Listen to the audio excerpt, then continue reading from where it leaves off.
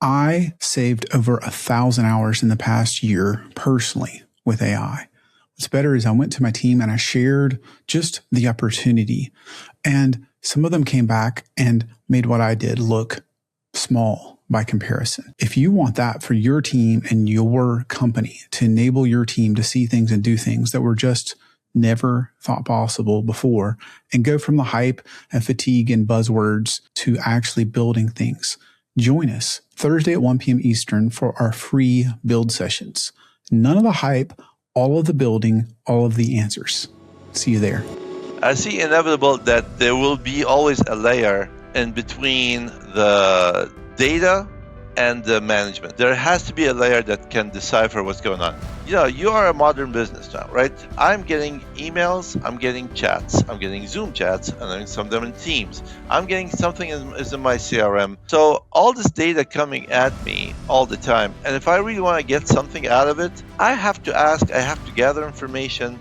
And really, you're going to do this maybe once or twice a month. Well, if I had a system that could understand everything that's going on and everything that's all the data and, all my phone calls, everything is ingested into one place and can relate all these things together, you put the AI layer that can determine what's going on and give you an alert. I think every company is going to do this.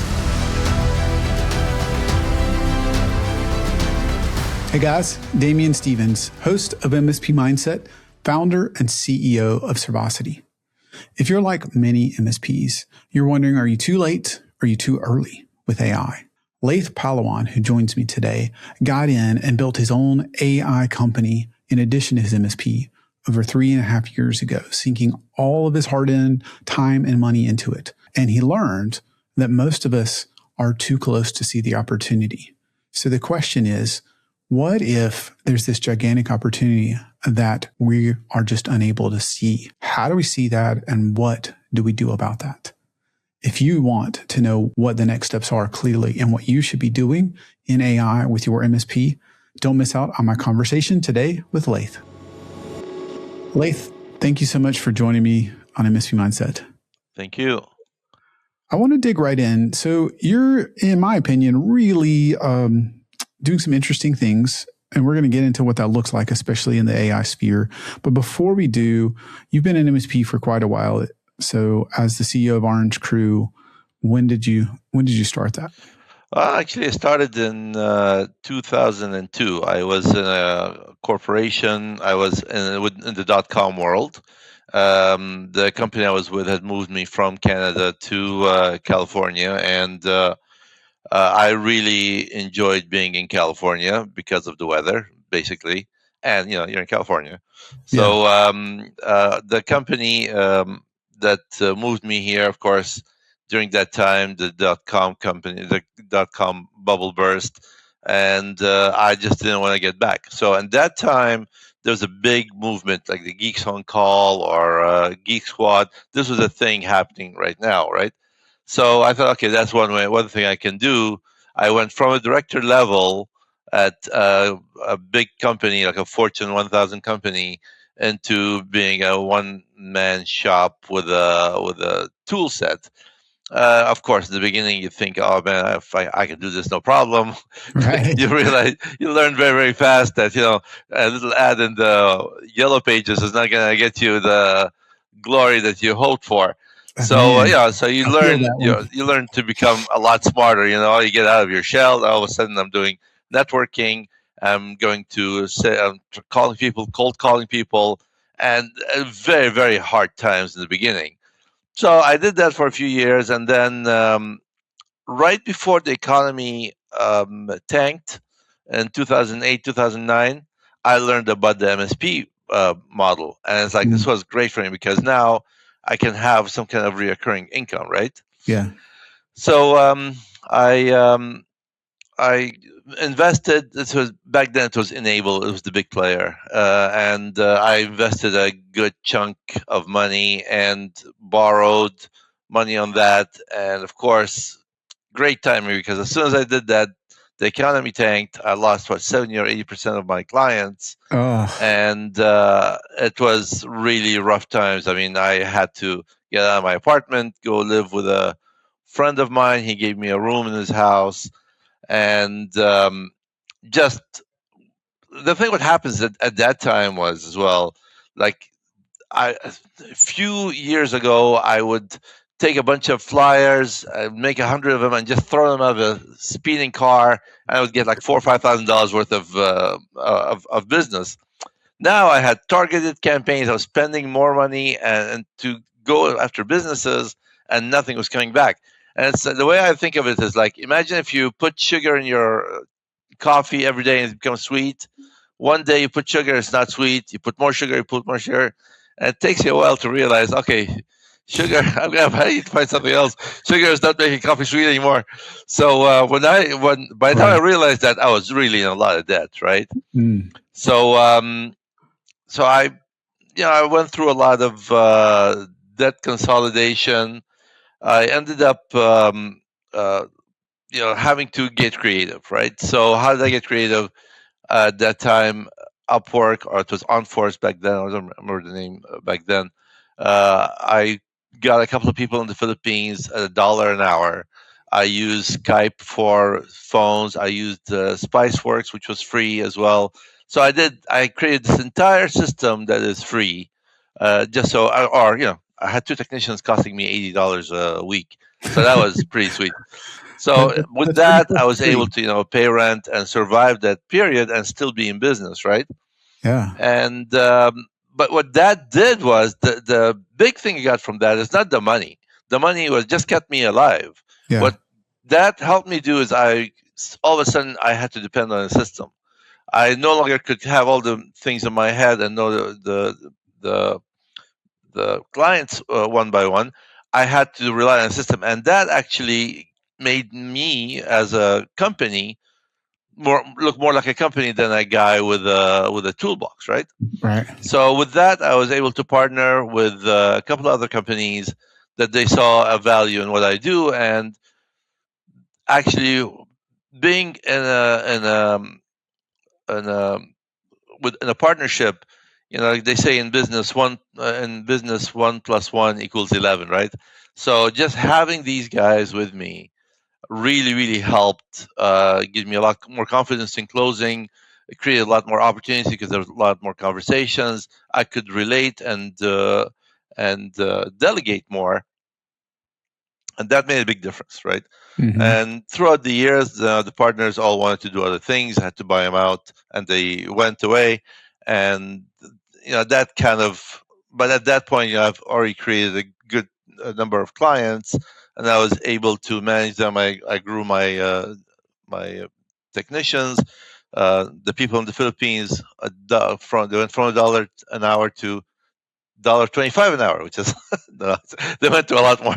With time, I was able to give them more money, and they stayed with me 11 years, 12 years actually, and then Wow. eventually everybody went away. So at one point, it became just a completely different company. Of Yeah. course, at one point, the people that got you started, their skills were great at the time, but as you grow up, you need different skills, you need different people. So that got us to a point where we had some clients, and we helped our clients grow a lot, and that created a lot of surplus in for us. And I'm not the kind of guy that likes to spend money on cars and watches and stuff like that.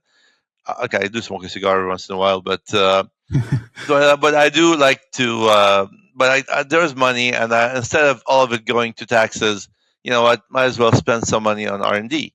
So that's how I had the money to have some R&D money. So because I've been looking for a way to differentiate myself from other MSPs, because I mean, we think I talked to you about this earlier. I think it's most of us are really having a hard time to grow like we envisioned we could grow. Yeah, we got stability because Right. we do a good job. We can smile and be nice and fix problems, but to actually go and expand, that is a very tough thing, because once you're in with a client, man, it's very, very, the bond is very strong. It's high contact. This what we're doing here is very high contact with our clients, right? Yes. So we have very strong relationships. I need to break that. I really have to wait for somebody to really screw up, and not just screw up, like really screw up. Yeah. And that's when they come out and start looking for us. Now, we just want to make sure that when they do look at people, that there's something that differentiates us from others. I think everybody could relate to that, right? Yeah. How are we different? How do we differentiate? And relate to, most of us have like a technical background, not a sales, marketing, business development background. Yeah, I mean, like whenever I hired a marketing agency, they always like, "Oh, what makes you different?" Like, honestly, there's nothing that makes me different. Like what's to me from a client's point of view. Okay, if my plumber is using an electrical wrench versus a regular wrench, or like a stone versus metal, I really don't know the difference. Yeah, it's very hard to differentiate myself when you're doing service, other than my relationships and maybe my style and maybe my honesty. But who doesn't say they're the most honest or that they're the most talented? Everybody's saying that. People are so desensitized from this. Yeah. So you have to bring in like some kind of a new value, and that's what I've been searching for. So you can try to specialize in the field, and they tell you, okay, specialize in like dentist or property management or something. These most of the time I found when I do try to specialize, I try to market to a specific segment. It doesn't really. I have not been able to be successful at it because no matter what comes at me, I'm taking it. At the end of the day, honestly, we're all doing very similar things, right? Mm-hmm. The only thing is you can do is make sure that you're there on time, you're friendly, you're not, you're doing your homework, you're doing your maintenance, not just saying that you are, and hopefully that pays off. So I totally get the sales and the differentiation, right? How do we differentiate? How do we sell? And you were looking for something, right? You were trying to figure out like, how do I crack that nut, which almost everybody is. And so where did that lead you? Okay. So obviously at one point, a few years ago, right around pandemic time, there was a lot of cybersecurity, emphasizes cybersecurity, and there was a lot of emphasis on actually even selling insurance. And if you remember, cybersecurity insurance, they were trying to get us to sell insurance, which was a tough sell, to be honest with you, for an IT company. So, the last thing was compliance, like with security compliance, this compliance, and things like that. And these things, unfortunately, turned out to be a nightmare because the standard keeps on changing, right? And nobody's really able to adapt to it. And when you try to do it, it's an ocean of things that can be important or not important. So while I'm trying to do all of this, I had an assistant that's been with me for 12 years. She was she's not an assistant. She was like pretty much the office manager. I shouldn't say that. And she quit. The same day she quit, I heard about ChatGPT. And this was like, okay, so right away it's like, oh man, wouldn't it be nice if I had somebody that kept the history of the entire company and knows what's going on? Because when I went to Emily, she knew everything always, even what happened like 10 years ago. And I thought, if there was a system that could do this for me, that will never quit on me, that would be great. And there was ChatGPT as well. And it's like, you know what? If I could get this logic to work with my data, I think I might have something. Also, to happen at that time, I was a part of a network of executives. That we used to meet once a month and talk about business. Most of the time, and I've like they were talking big business, like really heavy stuff. Right. I'm not talking about like, hey, I got a printer I got fixed. So when I was so they were very focused on AI because back then, because this was the new thing. And this one guy gave us a presentation about how the future looks like for AI and what jobs are going to suffer, what jobs are not going to suffer. And one of the jobs that are going to expand, believe it or not, is the MSP world, because now you're going to need more technology, and you'll probably have to be a little bit more involved than just the network and the plugs, right?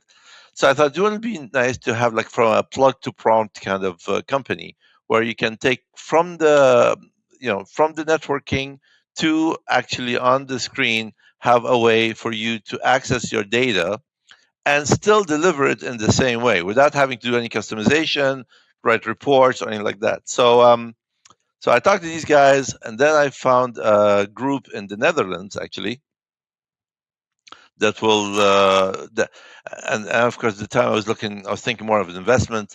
So I found this company that was led by a guy who does a lot of security podcasts and interviews on CNN. So I thought, okay, I need this kind of name behind me in case I need to prove that I have some legitimacy, right? So yeah, it was very expensive at the time, but they gave me um, uh, the first glimpse of how it would work, right? And we got our data connected, and actually, it was useful. Still a lot of this is like ChatGPT 3, so there's a lot of improvement to be made, but it was better than nothing, and So that to this me was was years good ago. enough. You know what I mean? But just to be clear, this was years ago from what you're saying. This is 3 years, 3.5 years ago. Yes. Well, that's really early, right? That's Yeah, very early in that. Like you're saying, the changes in your software, the changes in models, all the things correct. since then. Correct. Yeah. So you set out to invest, not necessarily, in terms of how you wanted to build this. And well, did you know day one that would be a separate company from your MSP? No, not in the beginning. But then because I was with these guys who know how to run SaaS and everything, it's like, yeah, if you want investment, you have to make it a separate company. You have to, make it a C corp, then an S corp. And they gave me a lot of framework of how to work with. And I thought, okay, now, and I got a lot of people very interested, especially when AI was a big thing. But it's one thing to talk, and signing that check is a completely different thing. Yeah. And unfortunately, even with like the crypto and just the way the economy was, we ended up not finding, not getting investors. And also, I wanted to create something that give them an offer they cannot refuse, right? And I don't think I was there yet. What I had was, had a lot of hallucination and didn't have the right framing. And I think that has become a lot better in the last few months, actually. Where, and I think I've expressed that to you before. I did a Shark Tank in Atlanta for investors, and when it's time to do the presentation, I had to really examine my position and how I'm going to market this, and I think I have a much better framing of how I can sell this the solution and position this solution for others. So let me back up a step. So you decided to build this company, and then you realized at some point it should be a separate one. And what is the name of the company? The company is Bloom Logic. Okay. And the site is bloomchat.ai. So because it's a chat. So it's a bloomchat.ai, and in there you'll see the details of our company. Tell me about the mindset, because there's got to be some confidence, there's got to be some belief from long time MSP to all of a sudden you're like, I'm going to build something with AI. That's a big change in mindset. It's another change in mindset to be across the country, doing pitches and raising capital. There's all these things that most people have not gone through, have not done. What made you say, like, I'm going to create a new company, I'm going to use AI, I'm going to do all these things? A couple of things. I had a couple of dollars that I could do this with, right? The second thing is, I am very interested. I really believed in this. I honestly believe that in the future, every company is going to have a component of what I'm trying to build. It's something that gives you a lot of input, looks at your data without bias. You know, even yourself, when you look at your data, you give it some bias. Oh, that's because we're this. But AI does not give you any, doesn't really care about how you feel. It just tells you, okay, hey, this is a danger here. There's a problem here. Also, when I'm even when I'm communicating with my staff as well, like when I ask them what's going on, you know, they're gonna tell you things in a way that makes them look good and makes the client look bad. But there is some kind of if you have an unbiased opinion, they'll tell you, hey, we should really focus on this. We should do this better. They should provide this to the client. I mean, of course, the model, the one I'm building, is built for customer service because we're a customer service company. So it always takes the side of the client, to a certain degree. I mean, if the client is completely unreasonable, and there are times when the client is like, they're done with you, and you Yeah. don't know why. God, geez, you really don't know. Yeah. And at that point, it's like, okay, you've tried everything you can. This is the most professional way to do this. If you want to separate, if you want to do something, this is how to do it properly. You keep your dignity, you keep your values.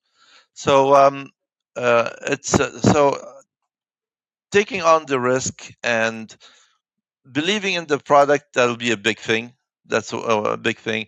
The other thing is, having a bit of resources to do this, and the desire to do it. Honestly, it's a lot of times it's if you really believe in something, if you really believe in something, you want to see it come through. Like you want to see it happen. You want to see it materialized. And Absolutely. I always pride myself in being able to get what's in my head to come in real life. I even paint or like even a joke or whatever it is. It's something in my head that you materialize into real things. So I believe that I can do this, And this, of course, I did a lot of asking chat, hey, can I do this? Can I do this? Can I talk to people? My brother is a developer, and I have a lot of friends that are developers. I've been in the industry for a long time, so I know a lot of IT guys like me. And yes, you can. There are problems. Yes, there are problems. Not everything's gonna work the way you want. But my goal was to do better than nothing, and doing better than nothing is easy to achieve. Right. Now we want to do better than the average. The average is, and I've done a lot of shows, AI shows, and I've been to a lot of places. Best people can get is about 80% accuracy, which we Mhm. achieved very early on. Now we're working on a lot better, more accuracy because we're building our own maps and we're building our own logic into the solution that is giving us a lot more accurate information than we did before. So I want to back up a little bit, Laith. You were early days before most people, in ChatGPT and other things, and I think it was harder to see then, right? Because the models weren't as good, hallucination was much higher, logic wasn't as good, there wasn't tool calling. So, what was the vision you had? Like, what did you see that others didn't that made you say, "I've got to do something"? I wanted to. Well, I don't know if there's anything that I saw. Actually, I'm surprised that others did not see what I see. To be honest with So, you, it what do you seems see? inevitable. Yeah, You what know, do you see as inevitable? I see inevitable that there will be always a layer in between the data and the management. There has to be a layer that can decipher what's going on. You are a modern business now, right? I'm getting emails, I'm getting chats, I'm getting Zoom chats, and then some of them in Teams. I'm getting something is in my CRM, and there's something in my documents. There's also something in QuickBooks. But QuickBooks is another form of communication. There is also communication in there. When people pay, when people don't. What does it mean when somebody doesn't pay for 3 months? It means something, okay? So all this data coming at me all the time, and if I really want to get something out of it, I have to ask, I have to gather information, and really you gotta do this maybe once or twice a month, maybe to really understand what's going on. Well, if I had a system that could understand everything that's going on and everything that's all the data and all my phone calls, everything is ingested into one place and can relate all these things together, you put the AI level on the AI layer that can determine what's going on and give you an alerts. I thought this would be like, I think every company is gonna do this. I mean, eventually they have to do this, right? especially if AI gets even better. And I see that what we're doing is only going to get better and better. I mean, and the other thing, the other one thing I wanted to mention was for the SMB market, for an MSP client, nobody's doing that. Yeah. Watson X is doing it for Fox. They're doing it for IBM. They're doing whatever, but nobody's really thinking about you and I.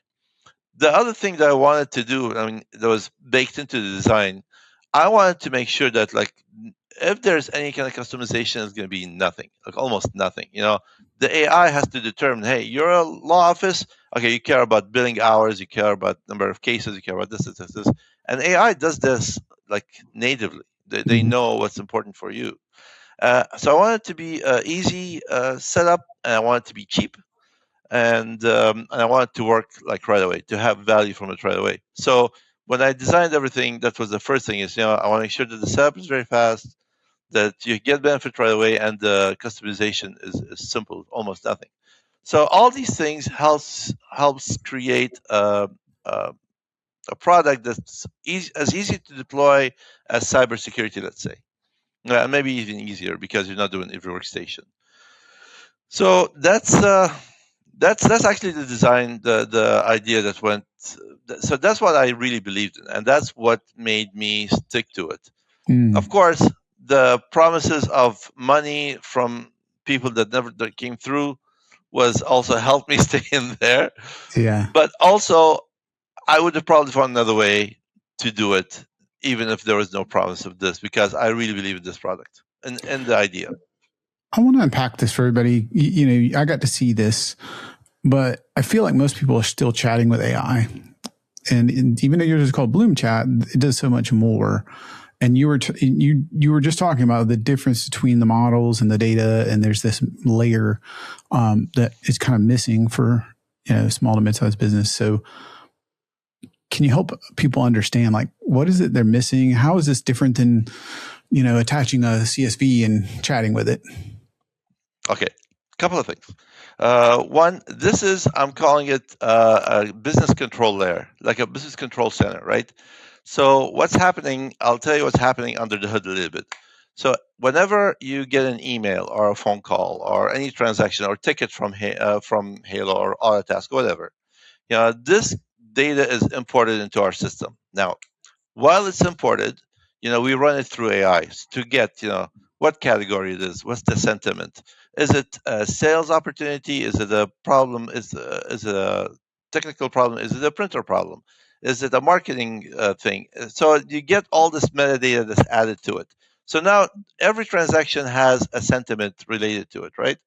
And has a category to it. So now what I can do, because I have this information in there, I can now go determine, okay, for a certain client, are they happy today or not? So let's say we found out that they're happy, they're 80% happy. Great.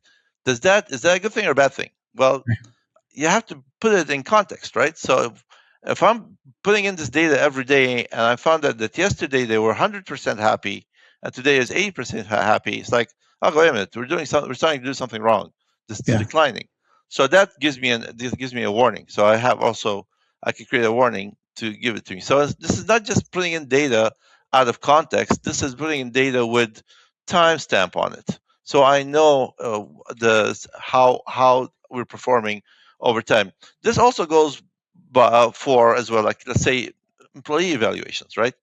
So I've had the system now for 3 years.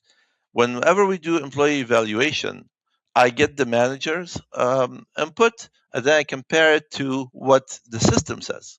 Mm-hmm. Okay, so I want to evaluate, one of my employees. Let's say his name is John, and it told, okay, well, John over the last 3 months has done this, done this, done this, done this. He's good at this. He's good. Here's a couple of weakness of what he's done. We should work on this. And I compare that to what my manager says, who's not using this information, is using just her experience with the employee. And there's usually a very good match. I'll tell you where this became very, very, very, very important. I certainly acquired a new business because I wanted to bring in something new to the, from an operations point of view, right? not AI. Not an MSP. No, it wasn't an MSP. It's a dispatch company. They place field engineers globally, right? So when I got this company, it's first of all, it's mostly focused on Latin America. A lot of our clients are here, but the dispatch is done in Latin America. So a lot of the conversations are in Spanish and Portuguese, right? So I connected to that company's QuickBooks. I connected to their email tenant, 365 tenant, and I connected to their ticketing system. Just these three things. Okay, of course, the documents comes with the 365 tenant and everything. Just from these three things, I was able to use the system to figure out, okay, who's really performing, what clients are important, which ones are important, where do I have weaknesses. So when I actually did meet the staff, I had a very good understanding and very good idea of what they're doing. So having that information and having the dates shows me, okay, when did things start going south, when did things improved. Of course, QuickBooks, the financial is one thing, but also you can do other things that correlate with these numbers, and that system actually can figure this stuff out for you. So it's so that's what, like, one of the things I'm thinking is if you're a business consultant and if you are a business coach or something, when they put this in their system, they put this into a client, you just need to connect really just a few things. And once you have these are connected, then you can have a very good idea on who's doing what, and okay, well, this is your um, um, CFO. Your CFO seems to be spending a lot of time on PCs, on computers, and and now instead of just having 3 or 4 clients, you can have 10 or 15, and have something that you can give your clients regular reports so they can see what's going on throughout time. And the other thing that this system does, it keeps a snapshot of your business the whole time, so you can look at the history of your company and see how it's working and if it's improving, or what clients are doing better, which is worse. That's huge, because every other chat tool starts over every time you start a new discussion. Exactly. And you have to input things manually. What do you do, and what does your business do? And you can give it a document or a CSV or maybe both, but that's a single point in time. Like you said, you're missing the historical analysis and all the different pieces. And so, for everybody listening, if you haven't tried what Laith's doing in some shape or portion, like, you just don't see it, right? You don't see what's possible now, because if you can give it that context, really amounts to context engineering, then it can inform you about the individual or the financial performance or whatever it is. So you showed up far better prepared. What was the reaction as you go to acquire this company, and you kind of are starting through your discussions with them better prepared than probably anyone they'd ever seen? Yeah, I mean, they like right away you come in, they got the impression, oh, this guy really cares, because like the management that was there did not really pay attention to them. They went to real estate and other things, and they just left it running by itself. So I went in there knowing everything. Of course, nobody could tell me, this sky is purple when it's really blue, and I could tell, hey, no, what do you mean? Like and they weren't. I was not saying that they tried, but no, going in there and showing how much I knew about the company gave them notice that, oh, okay, these guys know what he's talking about. So, you gain a little bit of respect, so they know that, okay, I really care about them. I really care about this company. Let's go move forward, kind of thing. Yeah. Yeah. I love how that basically ties back to people and caring about people, which is kind of orthogonal with a lot of people's views around AI. There's a lot of fear and uncertainty of, like, is it coming for my job? Do I need less people? You are somebody that has both an MSP, has built an AI company, acquired another. Is the goal to remove all the people or most of the people? It does not remove people, because the work it's doing, what I'm created, the work it's doing is not taking anybody else's job. It's doing work that nobody's doing. honestly. You usually a small company does not have a business analyst in the middle doing all the stuff, and these business analysts require a lot of money, like $10,000-$15,000 a month. Usually, they're very Yeah. expensive, and they're there for 3 months, and then they're gone, and then you're on your own. Figure it out, buddy. But this is something that's giving the small business owner another layer into what's happening in their company. Especially now, if you're using people in the Philippines or if you're using people in Latin America, you know, this is one of the things that I kind of the other thing that helped me determine that this is important. When the pandemic happened, a lot of people started asking us to put spyware or like these things where I can go productivity uh, uh, uh, uh, indicators where you see what people are doing day to day because they're working from home. They're not in front of you all the time. Well, I don't know. Put yourself in the place of the technician that has to go and now look for what this person has been doing. It is very, very creepy. You're looking Yeah. at people's private data, you're putting out their private communications, and as much high value that we all have, you get curious. Hey, is there a picture of this or picture of that kind of thing? So this was another way to kind of look at, and I can go and ask, hey, what is let's say we use Johnny again. What is Johnny working on today? Well, Johnny had these conversations, he got these emails, he worked on these tickets, he updated these documents. And now you have an idea without having being micromanage manager to get an idea of what this person is doing that day.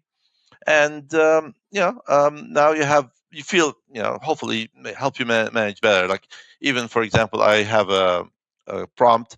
Every day I say, as a manager of these three companies, what should I focus on today? Mm. Look into emails, the calendar, whatever. And it gives me like a bit of a hey. I mean, it gives me the information. It's not like I do anything about it, but it's just at least I have that. If I was more disciplined, I would do something about it. You're right. But I do get the information, which is kind of nice. And every once in a while, something would catch my eye. It's like, oh, you know what? Let me check on this. Kind of thing. Mhm. Does it really happen? Does this finish? So that's one thing. The other thing that I use it for, it has an alert system. So when there is a bad conversation, when somebody goes, "Hey, this is my third time calling about this," or this has not been resolved yet, or a ticket has been opened several times, or an invoice that's like 90 days late, that gives me an alert. Hey, you know what? These guys might be unhappy. Instead of waiting for the complaint to happen for me and to go fix it, I can now in advance know when something happened and right away address it and make sure everything's okay and contact the client if I have to, which has been actually very helpful in several times. I love how that ties into helping people, Yep. whether it's being less creepy and still knowing what they're doing remotely. Now, especially, you have had people on multiple continents employed and rescue clients, and just so many different ways you can use it to help people, which is, I think, sometimes where the message gets lost.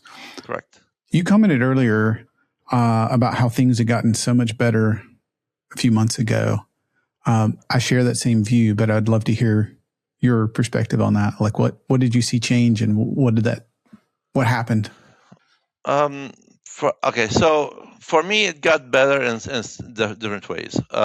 First of all, when I had to do uh, the Bloom presentation, that forced me, because now I'm presenting something in front of a lot of people. So that forced, okay, I need to get my story solid.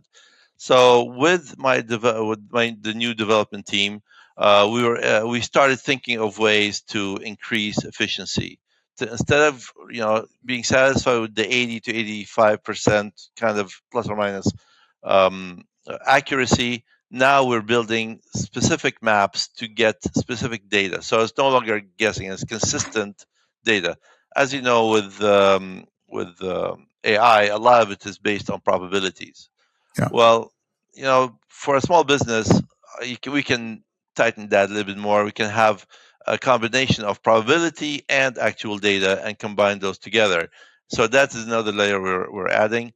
The other thing is, because I did get the field engineer, the dispatch company. Okay, now my reach is no longer local. When you're local, and this is the truth, unfortunately, you're gonna get one or two good leads a year, really. like good leads. We're not talking about, so if you close 2, 3 clients a year as a local company, you're actually doing pretty well, in my opinion. And I'm somebody who's really advertised like heavily. I've spent a lot of money on advertising and cold calling and all that stuff.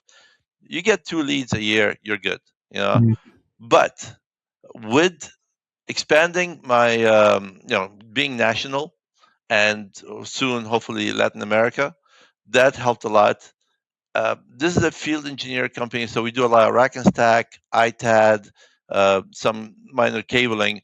All this actually helps as well get your foot in the door. And Mm. a lot of MSPs, once they have the big clients, they stop doing the small things, which really got us the big client, honestly. And because it's really messy, it's very not profitable. But this is a company that's already lead doing the small stuff, and that actually creates a lot of conversation, which is really, sales is going to happen through conversation. And if Yeah. you're not talking to people, you're probably not going to close anything. So that's how it got better. So just advertising nationally, all of a sudden AdWords are starting to give me something that I can actually sell, which they didn't when I was just local. Having the reach. Also, I mean, that's something I have to say for the company, for the dispatch company, coming in there and showing that there's management and adding the processes that I have, and the attention, and putting a new system, increasing their efficiency, gave a lot of their current clients confidence. So now they're giving us bigger jobs, right? Nice. So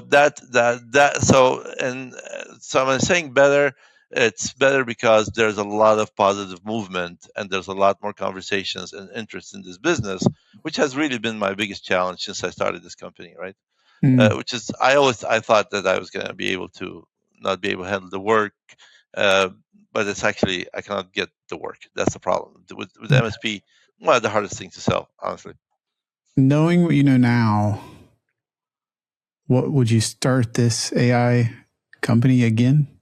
I would, but I have to change a little bit of the way I was thinking. In the beginning, I thought, okay, well, this is a great tool to give to other MSPs, and I'll give it to my clients, and they'll use it. And that is, I am way ahead. Yeah. Whenever I try to talk to my current clients about it, they cannot. They cannot not. It is so hard to give people a new concept to think Mm-hmm. about. It's Mm-hmm. really, really hard. I think there was what's his name? Green. His name is Green. He wrote the book called Mastery, right? I think it's Tom Green. I don't remember the name. Robert Green. Robert Greene, yeah. Forget. 50 Yeah, laws. Robert Green. Yeah, this guy. There's one example. He says, uh, there's these natives. I'm sorry, I'm butchering the story completely. They were looking at the ocean, and I think it's the Vikings coming in, and the ships kept on coming closer. But because they have no concept of ships, they could not see the ships. They were only able to notice them when the ships were very, very close, and by that time it was too late. And this is the thing I'm facing right now. When I talk to my clients, hey guys, I have something that log into all your data, all your phone calls, basically all the digital data that you have, and make sense out of it. Said, oh yeah, you mean like Chat GPT? It's like, no, it does one of the functions it does, but also it gives you like a control layer, gives you warning signs. They are not able to relate. So you really have to find people that are enthusiastic, that Yeah. are open minded to this. Actually, basically, your clients are going to choose you. You're not going to choose your clients. That's Mm-hmm. what the word of the day, I guess. Yeah. Yeah. So if I would do this, I would focus mostly on educating, and realistically, is this kind of stuff to make a blip, you need like over $1 million, maybe $2 million, and that's nothing you should spend from your own pocket. This is Right. people that have lots of millions of dollars that can say, okay, well, let's try this. Right. So I really should focus more on raising capital more than perfecting the product first. Actually, a lot of the people that do build these things, they just have a concept that's very simple, and they find the money. So my networking with people that know how to raise money is kind of weak, and I should really start with that. It's hard fought lessons there. Yeah, very, very hard. Laith, you're somebody that sees where others don't yet. And I can relate to that in a lot of things that I'm doing. That's why I'm doing these Thursday build sessions for MSPs that just want to experience this agentic AI, not just chat with it. Yeah. So I'm curious, like, what should people be doing or looking for? What do you see coming? And, especially MSPs, what do they need to be looking for or looking out for? Well, MSPs need to go beyond the plug and fix my printer. Most of the time, if you want to strengthen your conversation with your client, right, and the client is not thinking bits and bytes. The client is thinking reports and thinking efficiency, automation, and stuff like that. One of the things that AI can do is get you involved in that conversation a little bit without you having to be a business analyst, and giving your clients a little bit more access to the data that you as an MSP, you're the only one who knows where all the data is. Actually, your client doesn't know. Yeah. So you can, if you give them a way to say, hey, you know what? Here's a way you can, and you can use whatever. You can use Copilot. You can use whatever Microsoft is doing, which is very expensive. You can tell they're not sensitive to small business.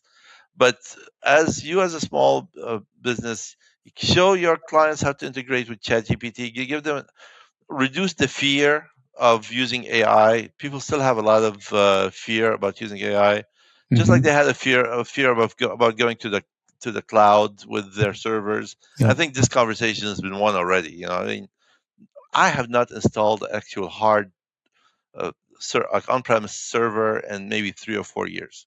Yeah. Everything is in the cloud. Everything is expandable. Email server, maybe 10 years. I have not installed an email server in 10 years. Are you kidding me? Putting in like an Exchange server and managing that's a nightmare. It used to be a nightmare and a half. Yeah. So of course the cybersecurity, I think, is kind of played out. To be honest with you, everybody is a standard now. I think the next frontier, which is based on a lot of research, is going to be the AI world, and AI can now be installed and integrated in a way that is not like the old days when you try to do automation and you have to build a report and spend 3 months on it, and then as soon as you do it, there's a new product or a new person comes in or a new department or whatever it is. Now you have to go redo the whole report, and which is static usually, and just use it once or twice. This AI thing is a layer that the MSPs actually can integrate into their clients. The clients are going to trust you. They're not going to trust anybody else with their data.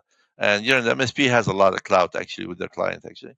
So helping your clients get to beyond just the bits and bytes into some of the logic, I think that was going to be very, very valuable for MSPs. And like I said, the research that's been done, a lot of jobs are going to suffer. The MSP, the IT guy, is not going to suffer actually a lot. Maybe the developer is, but not the IT guy, not us, the MSPs. So we have big opportunities for us. I suggest really the way to expand in a way that that can really make an impact is the AI world more than the compliance and anything else. Because compliance, honestly, is just a mess. So the AI world, like, is that getting deeper integration for outcomes, or is that just reselling a vendor's chatting tool, or what? What are your thoughts? In some way, you can, if you can create, if you're smart enough, where you can create some kind of a package that has an AI consultation or an AI automation package. For example, like if I'm not trying to toot my own horn, but let's say something that simple as Bloom, where you go in there and you just help them, create the APIs to connect to everything. Now you're associated with the deployment of it. Of course, with Bloom, the more you use it, the more it learns who you are, the more it remembers who you are. So it kind of creates like a barrier to exit. So and that's a way for people to make some extra money. But also now you are related to their intelligence, right? So if they want to get rid of you, now they're going to lose that product with you, and that, it makes you closer to them. Also, you can help them with things like supporting them in that. They want modification, they understand something, they want more integrations. All these things make you a little bit more valuable than just, where I can replace you with another IT guy that'll come in and just do their own security stack. So you're getting a little bit more deeper with the client, again, making the relationship a lot stronger. Again, they're talking to you about 5 or 10 times a week, right? So it gives you a lot of opportunity to understand where they are, and even just demoing for them any kind of AI solution that helps them do their business a little bit better or give them more insight into what's going on. I think that would be the next step for a lot of MSPs. I think it just has to be.